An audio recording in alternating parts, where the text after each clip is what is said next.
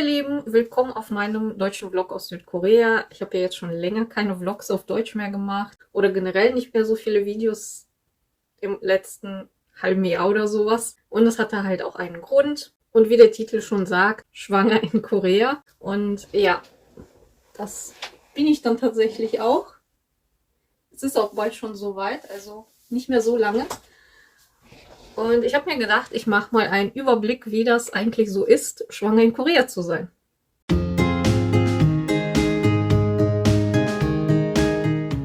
Ja, mein Mann und ich sind schon ganz aufgeregt, das Baby willkommen zu heißen. Ihr seht vielleicht hier schon so ein paar Möbel, Babymöbel stehen. Aber wie läuft das eigentlich in Korea ab? Ich kann das leider nicht mit Deutschland vergleichen. Das ist nämlich auch mein erstes Kind und ich kenne das halt jetzt nur, wie es in Korea abläuft. Ich lese zwar in deutschen Foren oder Gruppen halt auch mit, wie das in Deutschland abläuft, aber ich kenne jetzt nicht die ganzen Prozesse.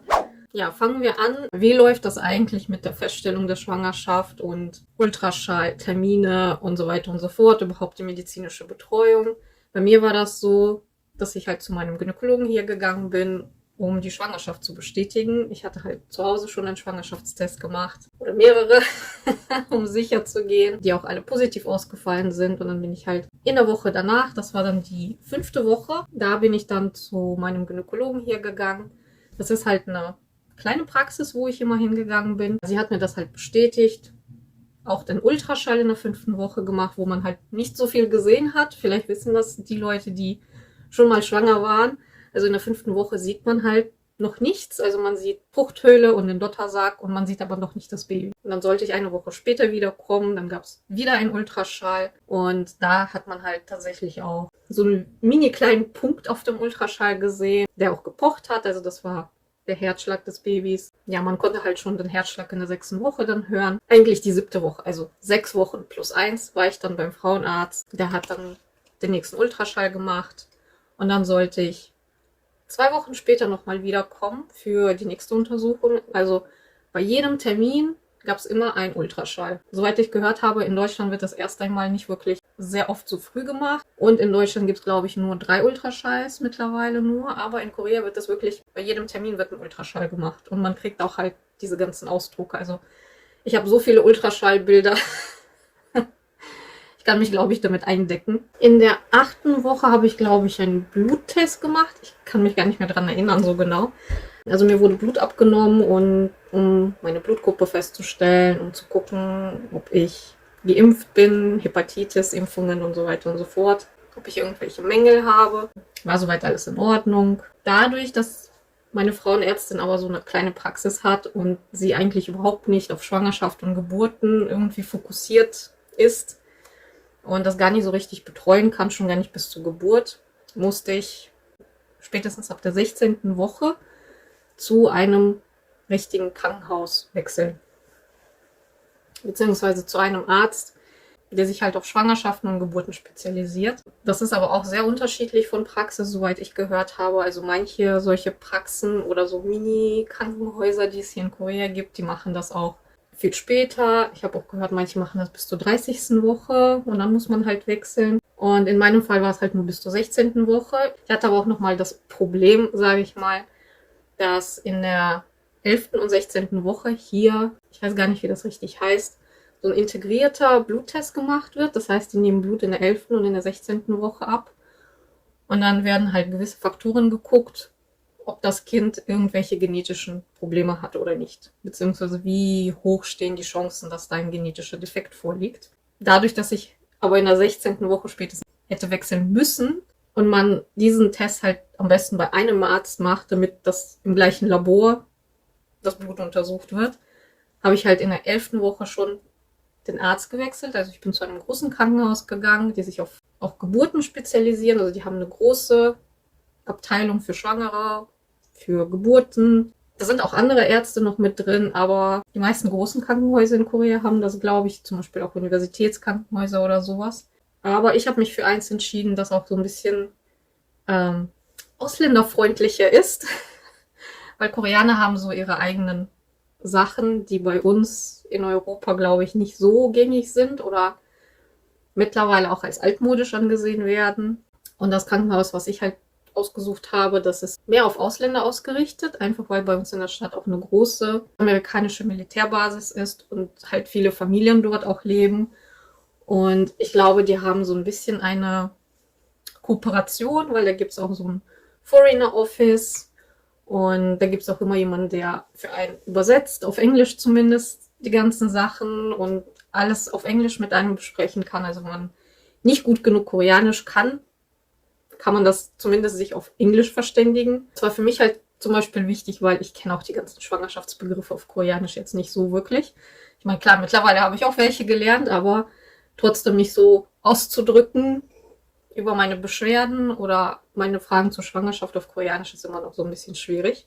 Daher war es für mich persönlich halt wichtig, dass ich auch mit dem Arzt selber kommunizieren kann oder zumindest jemand da ist, der dazwischen kommunizieren kann und übersetzen. Das gibt's aber halt nicht überall in Korea und da muss man wirklich länger suchen, zu welchem Krankenhaus man geht, wenn man halt so einen Service haben möchte.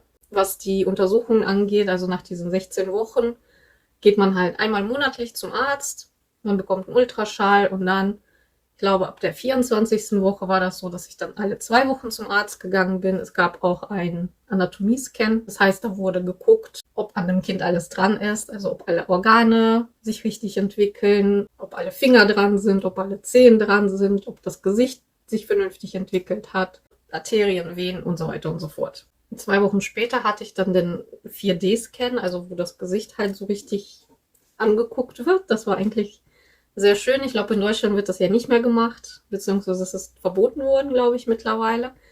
Aber in Korea kann man das halt machen, dass man so einen 4D, 3D-Ausdruck vom Ultraschallausdruck vom Baby bekommt.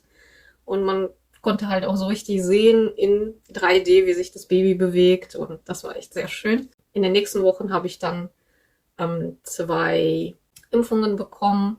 Einmal gegen Keuchhusten, beziehungsweise da sind ja noch andere Sachen mit dabei und einmal Grippeimpfung.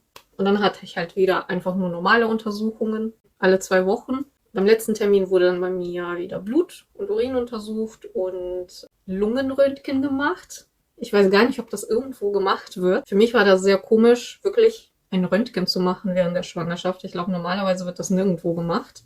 Also ich habe mal nachgelesen, ich habe mir auch so ein bisschen Sorgen gemacht. Soll ich das machen, soll ich das nicht machen? Und dann habe ich mich halt mit den anderen Mamas hier in Korea unterhalten. Und die Sache ist die, dass man halt so eine Abdeckung bekommt, damit das Baby geschützt ist vom Röntgen. Das heißt, man röntgen sich halt hier oder ich glaube, sie machen das von hinten oder sowas. Ich weiß es nicht genau. Auf jeden Fall musste ich mich so mit der Brust an so ein Gerät dran stellen und dann von hinten musste ich am Rücken wie so ein Gurt oder sowas. So ein richtig schwerer Gurt musste ich dann halten, während sie halt das Röntgen gemacht haben. Also das war wirklich so 1, 2 Sekunden und dann war es schon wieder vorbei. Dann wurde noch mein Herz überprüft, ob da alles okay ist. Wurden mir so Klammern an die Füße und an die Arme gepackt und dann noch so Saugnäpfe an die Brust gemacht. Und das hat, glaube ich, auch 1, 2 Minuten gedauert. Zwischendurch hatte ich auch diesen Non-Stress-Test gemacht mit dem Baby. Ich glaube, das war auch so 16. Woche? Nee, später, glaube ich. Nach der 20. Woche, glaube ich.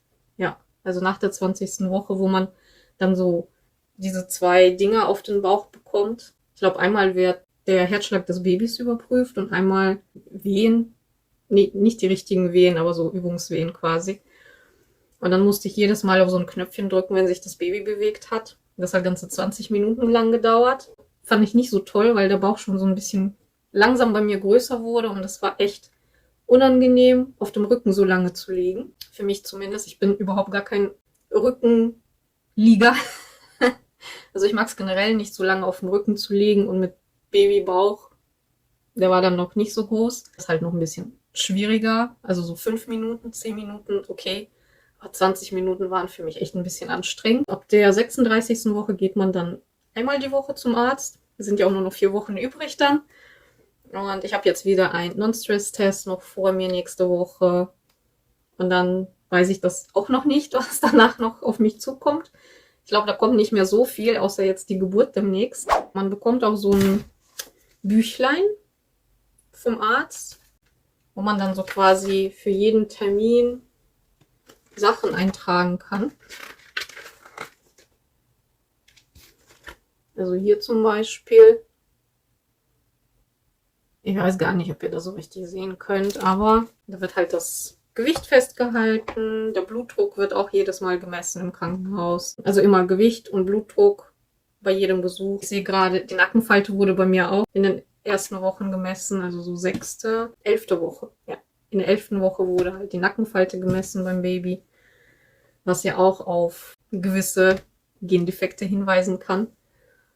Und ansonsten wird einem bei späteren Untersuchungen halt auch gezeigt, irgendwie wie viel wiegt gegebenenfalls das Baby, wie groß ist das Baby, zumindest in den ersten Wochen, weil in den späteren Wochen können sie das, glaube ich, gar nicht so richtig mehr messen.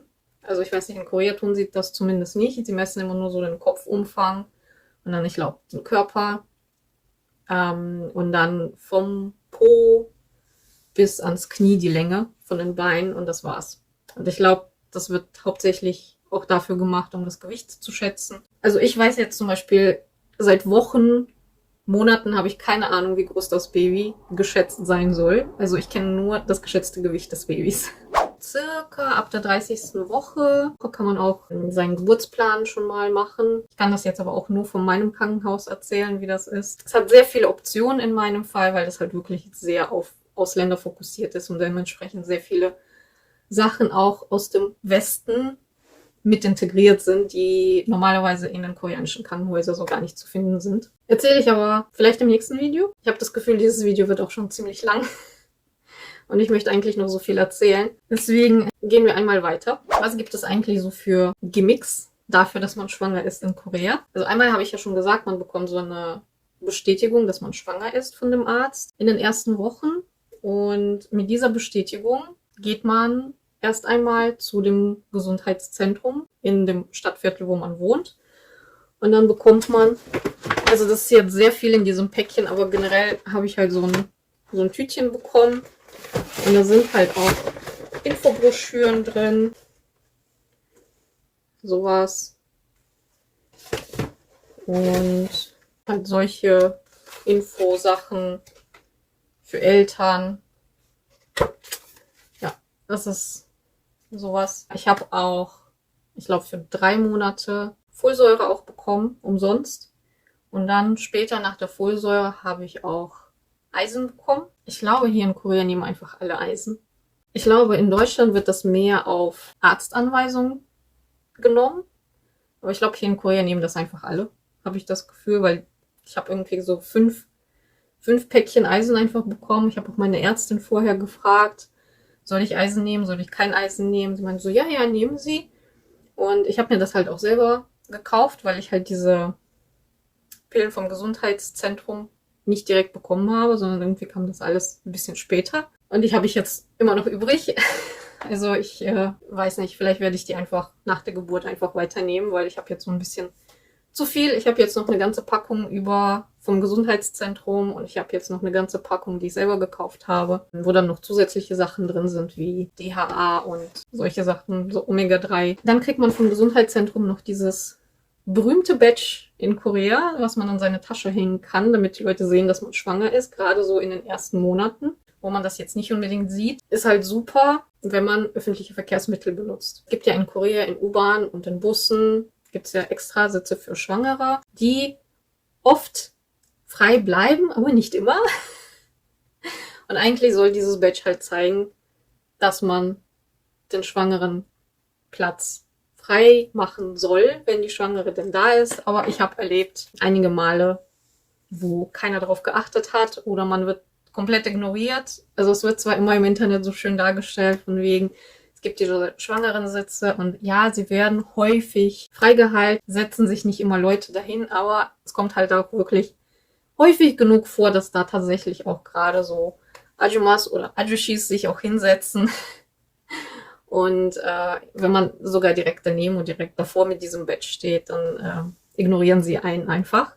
Ich weiß nicht, ob es okay ist, denen zu sagen, so, hey, ich bin schwanger, darf ich mich mal da hinsetzen? Das ist eigentlich ein Sitz für mich, habe ich nie gemacht. Ich stand normalerweise einfach daneben und die haben mich einfach komplett ignoriert. Was in dem Fall jetzt gar nicht so schlimm war, weil normalerweise bin ich dann so kurze Strecken gefahren oder Ich habe mich dann auf andere Plätze gesetzt. Diese anderen Sitzen, die für ältere Leute gedacht sind, da kann man sich auch als Schwangere hinsetzen. Also die habe ich auch manchmal benutzt. Das war auch kein Problem. Da hat mich jetzt niemand weggescheucht oder sowas. Noch irgendwas vom Gesundheitszentrum. Genau, also da registriert man sich auch als Schwangere. Und dann bekommt man manchmal auch Angebote, dass man gewisse Tests dort zum Beispiel umsonst machen kann, also Bluttests, oder dass man an Schwangerschaftskursen teilnehmen kann. Also die ganzen Tests habe ich über mein Krankenhaus gemacht. Den Schwangerschaftskurs habe ich jetzt auch nicht unbedingt gemacht. Die nächste Sache, was man noch mit dieser Bestätigung der Schwangerschaft, mit diesem Zettel machen kann, das Wichtigste, man geht zu seiner Bank hin und man bekommt so eine Happiness Card. Also die heißt Kungmin Hengbok Card. Also auf Englisch nennen die Leute sie immer Happiness Card. Das ist eine Karte, auf der dann 1 Million Won drauf sind und die man halt für Untersuchungen im Krankenhaus benutzen kann oder auch bei gewissen Shops auch für Babysachen benutzen kann. Zum Beispiel bei Coupang gibt's extra so einen Bereich für Babyzeug. Meistens sind da aber wirklich nur Windeln und Feuchttücher für Babys und sowas. Man kann das nicht wirklich für alles benutzen. Also ich habe das bisher immer nur im Krankenhaus benutzt, um die Rechnungen zu bezahlen, weil in Korea muss man halt trotzdem, wenn man ins Krankenhaus geht und eine Krankenversicherung hat, muss man halt trotzdem bei jedem Besuch normalerweise wenigstens so ein bisschen was dafür bezahlen. Manchmal sind das nur ein paar Euros, aber halt für die Schwangerschaftssachen sind es halt meistens noch ein bisschen mehr. Ich habe jetzt noch ein paar Rechnungen hier herumfliegen. Ich weiß aber gar nicht mehr, wofür so genau. Also ich sehe jetzt zum Beispiel, ich hatte irgendeine Untersuchung im August und dann alles in allem hätte das jetzt 230.000 Won gekostet. Und ich habe jetzt aufgrund der Versicherung nur 46 bezahlt. Oder ich habe dann jetzt eine andere Rechnung über 126.000 Won und ich habe dann nur 25.000 bezahlt. Am Anfang war das noch günstig, sage ich mal. Aber so zum Ende hin, ich glaube, es sind auch nur irgendwie 7 oder 8 Ultraschalls quasi umsonst oder wo die Versicherung mitzahlt und dann für alle anderen muss man irgendwie selber bezahlen, glaube ich. Also man kann die Rechnungen natürlich auch einfach von seinem eigenen Geld aus der Tasche zahlen. Man muss die nicht mit dieser Karte bezahlen, aber das ist halt das, was die Regierung zur Verfügung stellt. Also diese 1 Million Won. Ja, warum dann nicht, ne? Und wenn man noch was übrig hat, kann man halt den Krankenhausaufenthalt bezahlen, weil man muss halt auch das Zimmer bezahlen, wo man bleibt. So, nach der Geburt gibt's auch ein Willkommensgeld. Und da sind aktuell, und ich glaube, das bleibt auch im nächsten Jahr so, 2 Millionen Won, so als Willkommensgeschenk. Und dann gibt's auch nochmal sowas wie Kindergeld obendrauf. Das ist dann aber von der Stadt und vom Stadtteil und so weiter immer abhängig. Also das ist ganz unterschiedlich dann in Korea. Diese 2000 sind halt wirklich so ein landesweiter Beitrag, aber Kindergeld halt nicht. Also beim Kindergeld muss man dann immer gucken, wo lebt man, wo gibt's vielleicht das meiste Geld. Alle sonstigen finanziellen Gimmicks sind wirklich vom Standort abhängig. Das kann sich quer über Korea komplett unterscheiden, wie viel Kindergeld man bekommt, wie lange man das Kindergeld bekommt, ob man noch irgendwie zusätzlich noch was bekommt. Ich glaube, in der Region Seoul, Incheon, sind das echt viel mehr Sachen als jetzt zum Beispiel bei uns in Daegu. Bei uns in Daegu habe ich gesehen, ich glaube, da sind wirklich nur irgendwie die ersten 2 Jahre oder 4 Jahre gibt es dann Kindergeld. Das sind dann auch irgendwie nur 600 pro Monat, ich glaube für 2 Jahre. Und dann war es das auch schon. Oder so ähnlich. Also wir werden sehen. Vielleicht entwickelt sich das ja noch. Wie verhalten sich eigentlich andere Leute Schwangeren gegenüber hier? Also ich persönlich habe sehr positive Erfahrungen gemacht, abgesehen jetzt von den Sitzen in den U-Bahnen und Bussen. Also in der Familie, von Freunden, Familien, Bekannten wird man mehr so ein bisschen als Schwangere, finde ich, ein bisschen verhätschelt. Man soll sich nicht zu viel stressen, man soll sich hinsetzen, man soll sich hinlegen, wenn man müde ist, soll man halt schlafen gehen. Also es ist egal, was gerade alle anderen machen. Wenn du dich nicht gut fühlst, kannst du dich immer rausziehen. Zumindest in meinem Fall war das so. Also sogar wenn uns mal die Schwiegereltern jetzt besucht haben, dann meinte ich auch mal so, boah, ich bin irgendwie müde oder die haben es mir angesehen. Und meinte so, ja, geh, leg dich hin, alles okay, mach dir keine Sorgen, entspann dich einfach. Dann habe ich irgendwie so 1, 2 Stunden geschlafen, dann bin ich wieder gekommen. Also es hat sich überhaupt nicht gestört. Ich weiß nicht, ob das bei allen jetzt so ist, aber bei mir war das auf jeden Fall so, nichts Schweres tragen, keine Taschen sollte ich schleppen, obwohl die jetzt nicht so schwer waren. Also man wird ja schon so ein bisschen verwöhnt irgendwie. Alle nehmen so ein bisschen Rücksicht. Sogar wenn ich irgendwie in den Supermarkt gehe oder zum Fleischer gehe oder also irgendwie in den Läden bei uns in der Nähe, wo ich halt immer wieder regelmäßig hingehe und die Leute mich schon mal so ein bisschen kennen, mich schon mal ein paar Mal gesehen haben und sich mit mir schon mal unterhalten haben. Die fragen dann auch immer so, oh, Sie sind schwanger, was wird das denn, wann ist das soweit und so weiter und so fort. Also die zeigen immer alle irgendwie Interesse daran und wollen direkt erstmal darüber quatschen, wünschen dann auch immer alles Gute, eine schöne, einfache Geburt und so weiter und so fort. Also von der Community um einen drum herum, Familie, Freunde, Bekannte, empfand ich zumindest eine sehr positive Einstellung immer. Wenn wir jetzt vielleicht ein bisschen mehr über die Arbeit sprechen, also die Arbeitswelt, ich kann jetzt nicht aus meiner Erfahrung sprechen, ich kann jetzt nur sagen, was ich von anderen Leuten mitbekommen habe. In Korea gibt es zum Beispiel viele Frauen, die auch als Englischlehrerin arbeiten. Und da kommt es immer auf den Arbeitsplatz an. Soweit ich mitbekommen habe, darf man zum Beispiel, wenn man schwanger ist, seine Arbeitszeit, ich glaube, von 8 Stunden auf 6 Stunden täglich reduzieren. Das bieten aber oder erlauben halt nicht alle Arbeitgeber. Also bei manchen ist es halt unproblematisch. Andere sagen dann einfach nein, obwohl es halt wirklich diese Regelungen gibt und diese Frauen haben das Recht auf diese Arbeitszeitreduzierung. Ich glaube auch bei mittelständischen, kleineren Firmen und so weiter hat man eventuell auch Schwierigkeiten als Schwangere, ja, sich da lange zu halten oder ob der Arbeitgeber einen immer noch behalten möchte. Ich kenne jetzt aber keine direkten Geschichten darüber. Das sind so Sachen, die ich mal gehört habe, dass es wohl so sein kann, aber ich selber jetzt kenne keine Geschichten. Ich kenne aber Geschichten von Frauen, die in größeren Firmen arbeiten, zum Beispiel bei Samsung oder LG oder zum Beispiel bei Regierungseinrichtungen oder sowas. Und die bekommen auf jeden Fall die Vorteile, dass sie die Zeit vor der Geburt freinehmen können, dass sie die Zeit nach der Geburt freinehmen können, zum Beispiel auch mal ein halbes Jahr oder ein ganzes Jahr nach der Geburt oder sogar länger, können sie sich freinehmen, um sich um das Kind zu kümmern und dann kommen sie halt einfach wieder oder auch zum Beispiel, wenn sie körperlich anstrengende Arbeit normalerweise machen, aber sobald sie schwanger werden, dass sie dann zum Beispiel ins Büro versetzt werden. Solche Sachen gibt's halt auch, aber das sind meistens halt in großen Firmen in Korea der Fall, weil die großen Firmen stehen unter der Regierungsbeobachtung sozusagen. Also die Regierung beobachtet, ob die Firmen wirklich die ganzen Regelungen umsetzen, was bei kleinen Firmen halt nicht gemacht wird. Also bei kleinen Firmen, keiner achtet darauf, keiner guckt sie sich an und ich glaube, da gibt's auch nicht so viele Fälle, wo die dann verklagt werden, weil sie sich nicht an die Regelungen gehalten haben. Ich glaube, es gibt auf jeden Fall noch dieses Problem, dass die Arbeitswelt für Schwangere in Korea noch nicht so wirklich gut adaptiert ist. In Korea gibt es auch wunderschöne Einrichtungen für Frauen, die ein Kind gebärt haben. Und diese heißen Choriwon. Choriwon ist quasi ein Zentrum für Frauen, die gerade ein Kind bekommen haben und sich entspannen wollen.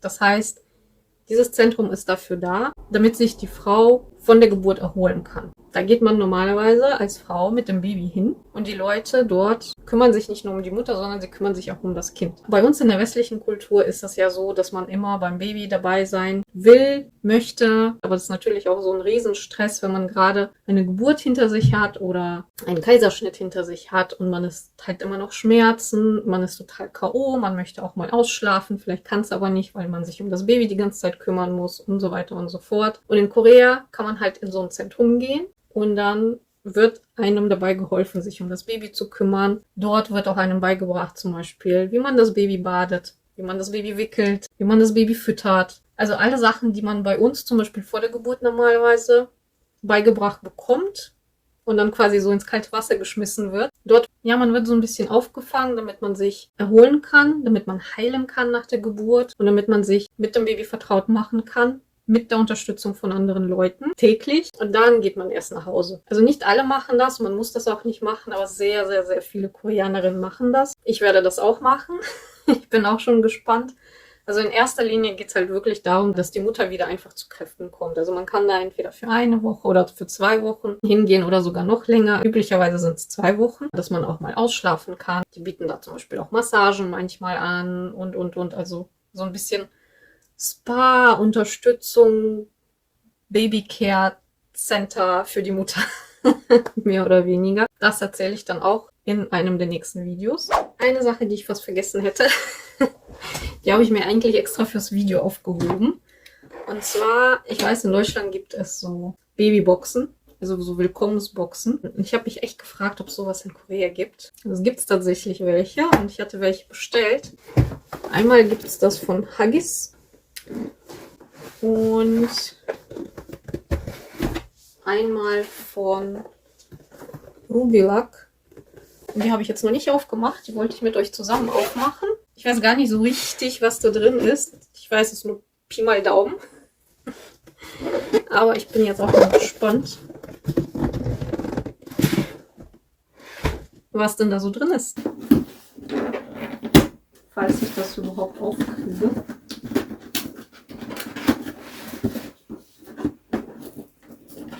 Ich glaube, hier sollten hauptsächlich Windeln und Feuchttücher und sowas drin sein. Wow.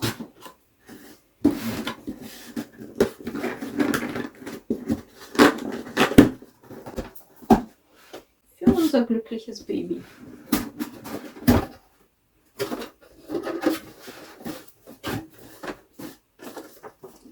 Einmal eine Broschüre und dann einfach Tücher nochmal.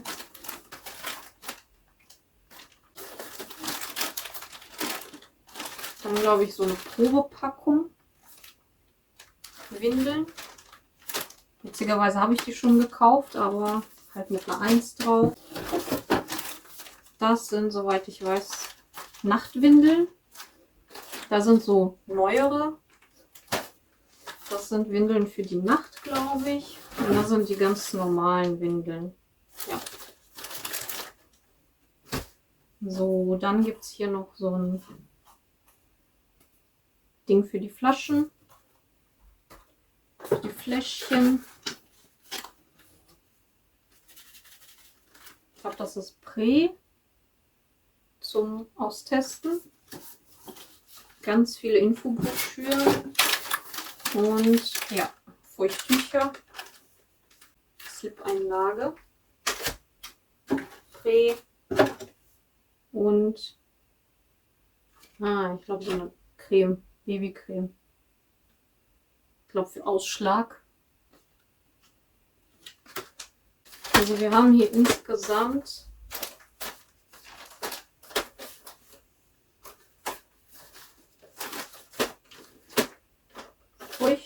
Tücher. Einfach mal Tücher, 2 Packungen. 3 Packungen, so Probepackungen mit Windeln. So ein Ding für die Flaschen. Feuchttücher. Und dann so kleine, einmal eine Slip-Einlage, eine Prä-Testpackung und eine Creme-Testpackung. Dann schauen wir uns jetzt die zweite Box an. Da habe ich wirklich nicht so viel Ahnung, was drin ist, weil Huggies ist halt schon so ein Windeltücher-Provider. Rubilac, die haben viele verschiedene Sachen und soweit ich gelesen habe, kann es von Paket zu Paket auch ein bisschen unterschiedlicher Inhalt sein. Das heißt, nicht jeder bekommt ganz genau das Gleiche, sondern weiß sie das, was sie halt gerade da haben, sage ich mal.